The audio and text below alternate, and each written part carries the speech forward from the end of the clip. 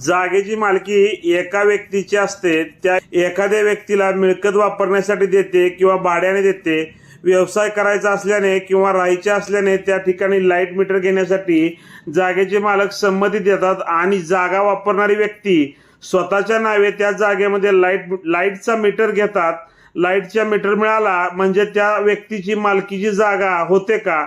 विद्युत कनेक्शन हा मालकीचा पुरावा होतो का? नमस्कार, मी आपला वकील मित्र ॲडव्होकेट विशाल गावडे। ज्या व्यक्तीच्या नावाने जागा आहे, ज्याच्या त्या जागेवर मालकी आहे, तीच व्यक्ती त्या जागेचा मालक असते। विद्युत कनेक्शन घेण्यासाठी संमती दिली व त्याला जागा वापरण्यास दिली आहे, त्याने स्वतःच्या नावाने विद्युत कनेक्शन घेतले म्हणजे त्या व्यक्तीला जागेची मालकी मिळत नाही।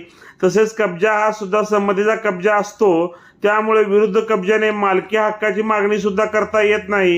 व्हिडिओला शेअर करा। कोर्ट कचेरी या YouTube चॅनलला सबस्क्राईब